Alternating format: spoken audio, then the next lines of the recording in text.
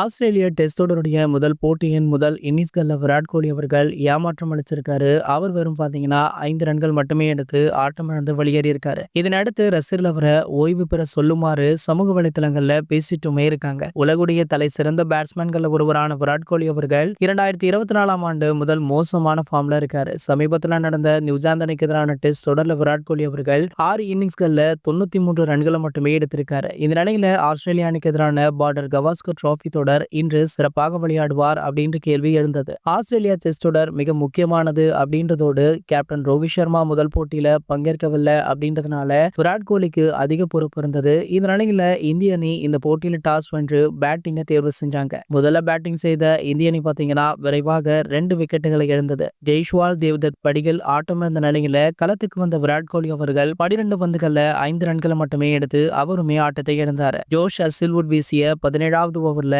Extra bounce ஆன பந்தை அடிக்க முயன்று விராட் கோலி அவர்கள் அவருடைய விக்கெட்டை பறிகொடுத்திருக்காரு. இதனடுத்து வந்த ரிஷப் பண்ட், KL ராகுல் நல்ல பார்ட்னர்ஷிப் அமைத்ததோடு KL ராகுல் அவர்களுடைய பேட்ல பந்து படாமலேயே அம்பையர் அவர்கள் அவுட் கொடுத்திருக்காரு. சோ இந்த விஷயம் தான் தற்போது சோஷியல் மீடியாக்கள்ல வைரலுமே ஆகிட்டு இருக்கு. அதன் பின்பு பல ஆங்கிள்கள்ல அந்த பந்தை பார்க்கையில தான் தெரியுது அவருடைய பேட்ல தான் பேட் பட்டிருக்கு, பந்து பேட்ல படவே இல்லை அப்படின்றது தெரிய வந்ததால பல கிரிக்கெட் வல்லுநர்கள், முன்னாள் கிரிக்கெட் வீரர்கள் பலருமே ஆஸ்திரேலியா கிரிக்கெட் வாரியம் மீது கண்டனத்தை தெரிவிச்சிட்டு இருக்காங்க. இது போன்ற கிரிக்கெட் செய்திகளை பத்தி நீங்க உடனே தெரிஞ்சுக்க நம்மளுடைய கிரிக்கெட் நியூஸ் அப்டேட்ஸ் அப்படின்ற நம்ம சேனலை மறக்காம சப்ஸ்கிரைப் பண்ணிக்கோங்க.